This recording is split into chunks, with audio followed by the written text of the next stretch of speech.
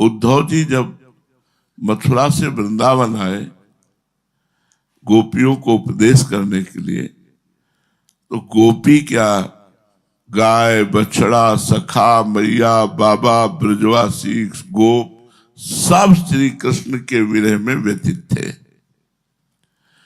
जब गोपियों की दशा देखी कि छिन छिन में रोना आ रहा है और छिन छिन में हंस रहे, नंदन नंदन के साथ बातचीत कर रहे, छिन छिन में क्रीड़ा कर रहे, छिन छिन में समाधिस्थ हो जाती है। उद्धव जी ने जब ये दशा देखी तो अपने को बहुत कोसा कि श्री कृष्ण ने हमको ठग लिया। यद्यपि मैं समीप रहा पर मैं श्री कृष्ण का वो प्रेम प्राप्त नहीं कर पाया जो गोपियों ने प्राप्त किया। पर गोपियों की निष्ठा देखो, मथुरा कितनी दूर था वृंदावन से, एक भी गोपी भागकर कभी श्री कृष्ण से मिलने मथुरा नहीं गई। श्री कृष्णचंद्र जी यहां से मथुरा गए और मथुरा से द्वारिका चले गए, लेकिन एक भी गोपी गई हो मथुरा मिलने तो बताओ कहीं प्रमाण हो? क्यों? क्योंकि श्री कृष्ण प्रेम में श्री कृष्ण के सानिध्य का निरंतर अनुभव कर रही है। तत्सुख भाव, अगर श्री कृष्ण चाहते हैं कि हम सब आवे तो सर के बल दौड़ती जाएंगी, अगर नहीं चाहते तो कभी नहीं जाऊंगी। उनके प्रेम में रोऊंगी, उनके विरह में तड़पूंगी, पर कभी नहीं मिलूंगी जाकर। गोपियां कभी नहीं मिली, इसीलिए गोपियों का आदर संपूर्ण अध्यात्म का जो समाज है, चाहे वो ज्ञानी महात्मा हो चाहे वो प्रेमी महात्मा हो, सब उद्धव जनित, उद्धव से लेकर नारदादि ब्रह्मादि सब गोपियों की चरण रज की वंदना की, गोपियों को आचार्य रूप में देखा कि प्रेम की आचार्य है गोपियां, मोक्ष सन्यासिनी गोपियां हैं जो ऐसे विरह को सह करके भगवान के समीप नहीं गई, भगवान के प्रेम में निमग्न रही।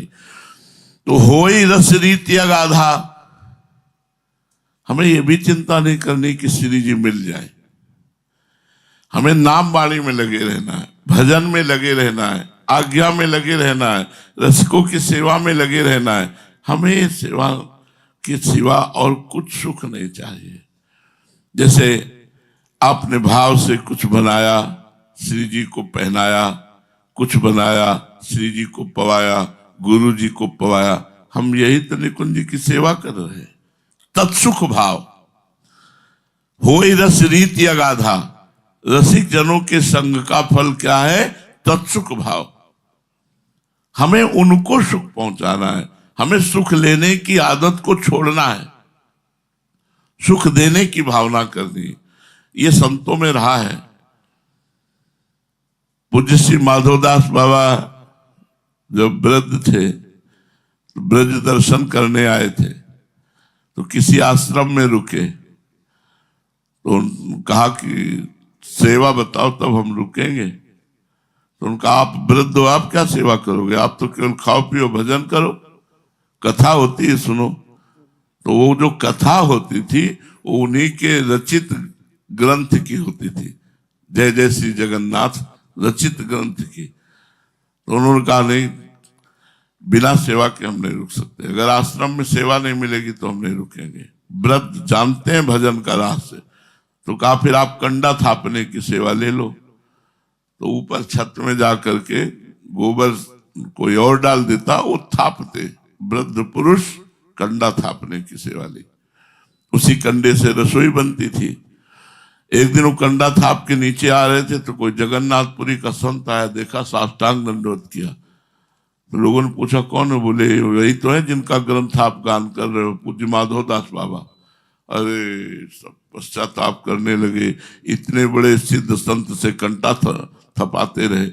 तो देखो, इतने वयोवृद्ध होकर भी सेवा के बिना उन्होंने रहना स्वीकार नहीं किया। नारायण स्वामी की ये पद्धति थी कि जहां कहीं कुछ ईंट को लेबरी का काम होता था, 4-5 घंटे वहां कर देते, वो कहते 4 रोटी दे दो। वो कहता बाबा कुछ पैसा नहीं, बस 4 रोटी दे दो। मतलब 4-5 घंटे मेहनत करके 4 रोटी लेते हो खा। तब उनको लीला दर्शाती थी, जिसको जहां जो सेवा का अवसर मिले प्राणपन से सेवा करो। तो होए रस रीति अगाधा, अगाध रस रीति तत्सुख भाव में आप प्रवीण हो जाओगे। होई सुजस जग प्रगट, होई पद प्रीति सुराधा। संसार में उसका यश फैलेगा पक्का। ऐसे नहीं होता।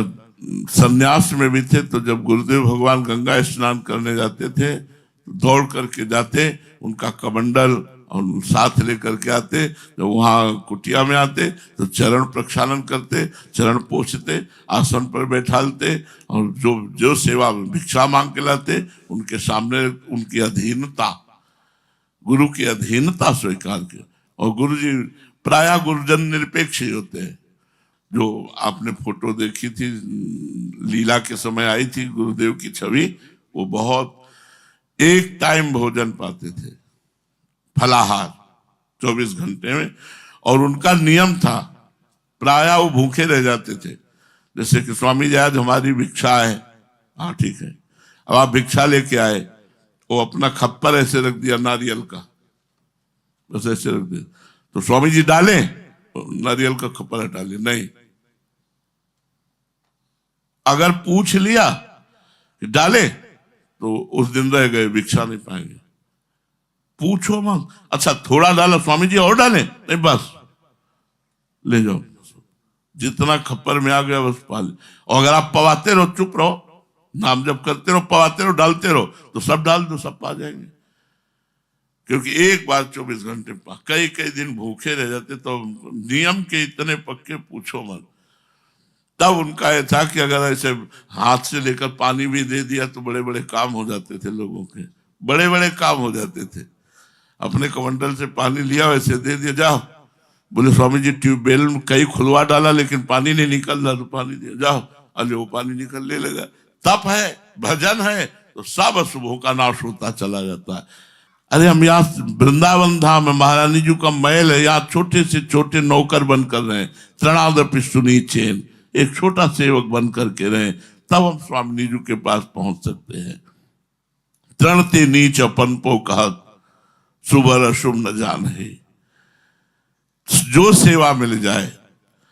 श्री स्वामी राम मंगलदास जी महाराज परमहंस अयोध्या के, अब वो इतने बड़े संत थे इसलिए उनको कोई सेवा नहीं मिलती, शरीर स्वस्थ था, वृद्ध था, लेकिन तो रात्रि में 2 बजे फावड़ा उठाते, तसला लेते, पूरी अयोध्या में सरयू के किनारे घूमते। जो लोग बाहरी आके शौच कर जाते, उस शौच को तसला में भरते और दूर जाकर बालू खोद करके उसे नीचे दफनाकर ऊपर से सरजू जी का जल छिड़क कर पर, ये भगवान की नगरी राम जी की है और मैं उनका सेवक हूं।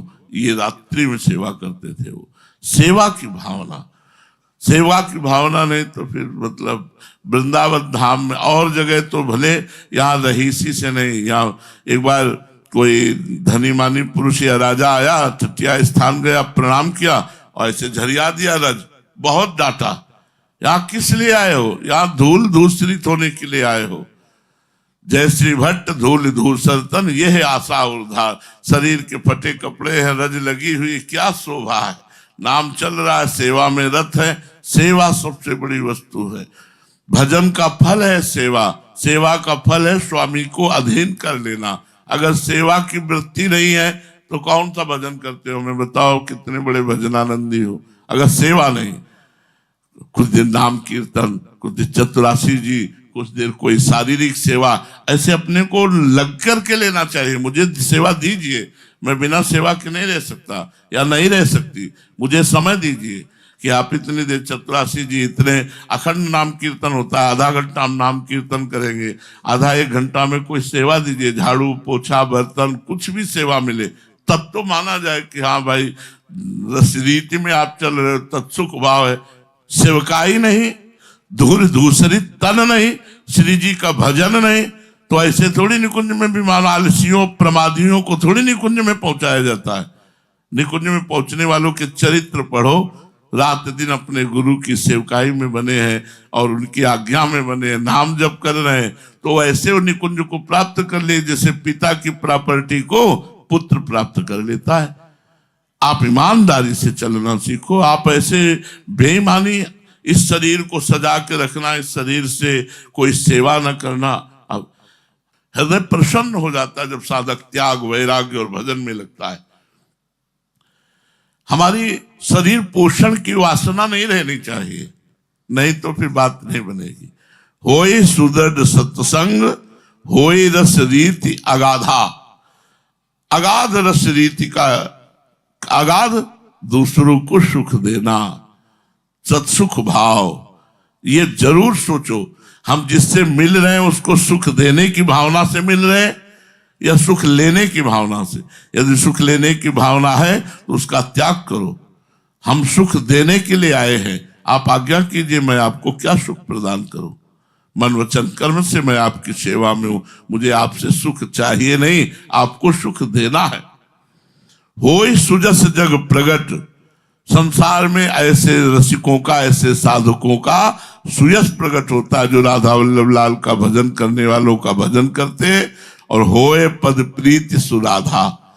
किशोरी जी के चरणों में अगाध प्रीति, अगाध प्रीति प्रकट होती है। अगाध प्रीति का मतलब होता है उठते बैठते चलते फिरते सोते जागते कभी भी श्री जी का विस्मरण ना होना। होए पद प्रीति सुराधा।